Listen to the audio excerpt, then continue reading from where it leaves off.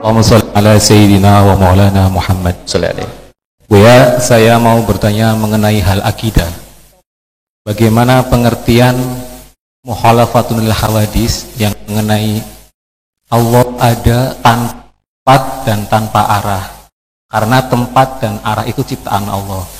Terus bagaimana kita memahami, menemukan wujudnya Allah Ta'ala, meyakini wujudnya Allah Ta'ala, tetapi dengan tidak bertempat dan tidak berarah itu bagaimana, Bu ya? Sebelum saya jawab, otakmu di mana?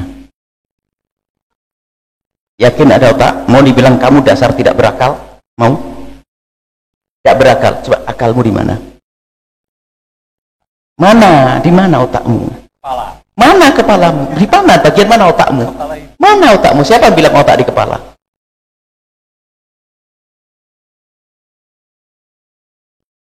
Yang kita yakini tidak harus kita lihat. Tidak harus kita lihat. Dan kita bisa meyakini suatu.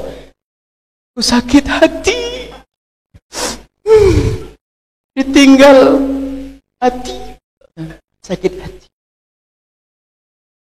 Pernah lapar enggak? Warnanya apa? Hijau. Rasa. Rasanya di mana? Lidah. Di perut. Katanya rasa pakai lidah. Indra keberapa itu?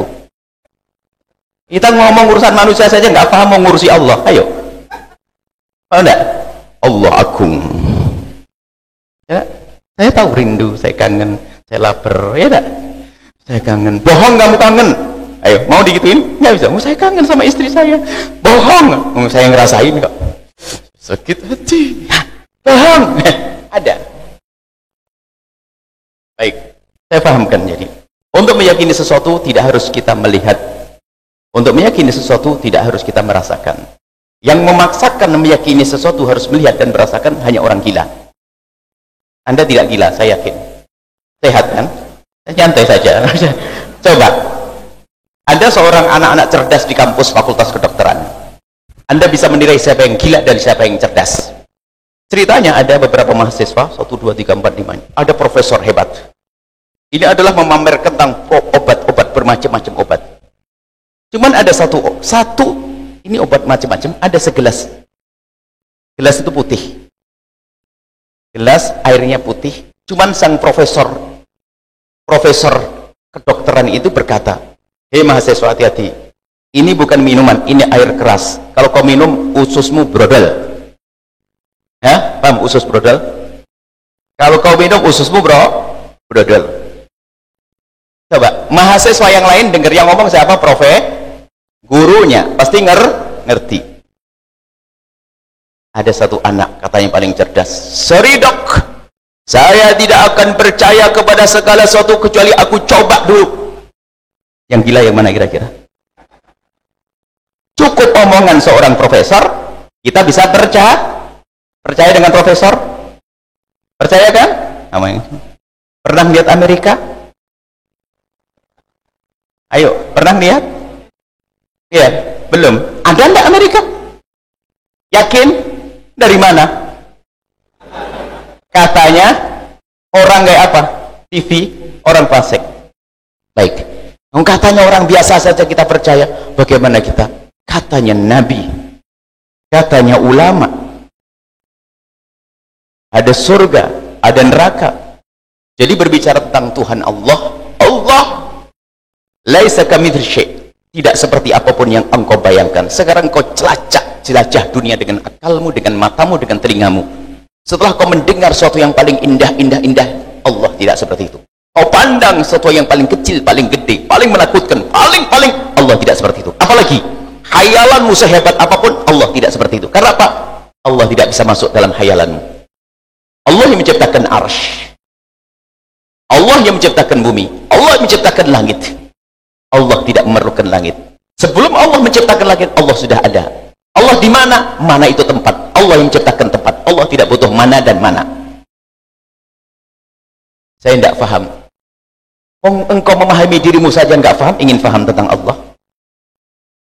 Kan begitu. Jadi kata Sayyidina Abu Bakar Siddiq, al-ajzu adar bil idraki ma'rifatu. Justru imanmu yang sesungguhnya adalah tidak bisa paham tentang Allah. Kenapa? Allah tidak bisa masuk dalam akalmu. Allah gimana ya? Tidak masuk dalam gimana. Sebab gimana itu adalah gimana kucing jalannya, gimana ayam makannya. Allah tidak masuk dalam gimana. Dalam apa? Bagaimana? Itu pertanyaan manusia. Jadi Allah maha ada. Yang menciptakan ars tidak butuh kepada ars. Allah tidak di alam, tidak di luar alam. Karena Allah yang menciptakan alam. Lalu Allah ada. Nanti biasanya, bah, kalau begitu saya bingung, nggak bisa percaya adanya Allah. Nah, diskusinya bukan begitu. Diskusinya kalau memang nggak paham, saya tidak bisa percaya Allah. Kamu tidak percaya adanya Tuhan? Diskusinya beda. Kalau tidak percaya ada Tuhan, sekarang saya ajak diskusi tentang Tuhan.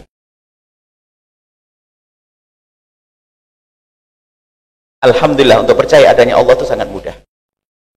Karena apa? Biarpun ada yang ngaku Tuhan selama ini kayak Fir'aun, itu sampai hari ini tidak pernah mengatakan aku menciptakan rembulan. Fir'aun itu ngaku Tuhan, tapi tidak pernah ngomong dia menciptakan matahari. Sekarang meja ini ada yang buat atau tidak? Yakin? Enggak, ini jadi sendiri. Gila saya kalau ngomong. Ada yang buat? Masjid ini ada yang buat? Masjid Karangmalam, masjid unik, tidak dibuat, ada sendiri. Percaya? Enggak percaya. Ada, tahu yang lihat, tahu yang buat enggak? Enggak tahu. Saya enggak tahu lihat, saya enggak tahu. Tapi yakin enggak? Yakin. Kecil ini kecil. Ini cuma bangku segini aja. Ini bisa terjadi kena angin, terpaan angin bolong ke sini. Ada yang membawa? Yakin? Barang kecil. Kemudian masjid lebih gede lagi. Ada yang buat enggak masjid? Baik. Wong yang kecil gini saja kita nggak percaya kalau nggak ada yang membuat kok. Masa masjid segede ini nggak ada yang buat? Pasti ada yang membawa. Yang membuat ada enggak? Ada. Bagaimana kalau masjid ini saja pasti ada yang membuat? Bumi ada yang buat enggak? Kok jadi berubah tidak? Kenapa? Ada yang membuat. Siapa yang membuat? Fir'aun tidak pernah ngaku. Pak, tukang pak, siapa tetangga kita juga nggak ngaku. Siapa yang membuat? Sang Al-Khaliq, sang pencipta. Rembulan, matahari, ada yang menciptakan. Kalau menciptakan kayak apa? Tidak kayak ciptaannya semuanya. Sementara kita hanya bisa melihat ciptaannya, berarti Allah harus tidak seperti yang kita lihat. Sampaikan. Lalu seperti apa? Tidak seperti kamu, tidak. Kalau Allah ada, selesai. Sampai batas di sini. Allah ada. Maka di saat kita menyamakan Allah harus bertempat. Kalau udah bertempat sama dengan makhluknya. Makanya hakikat hilang iman. Allah tidak butuh arsy. Allah tidak butuh tempat, tapi Allah menciptakan tempat. Kapan Allah bertemu dengan tempat, berarti Allah sama dengan makhluknya.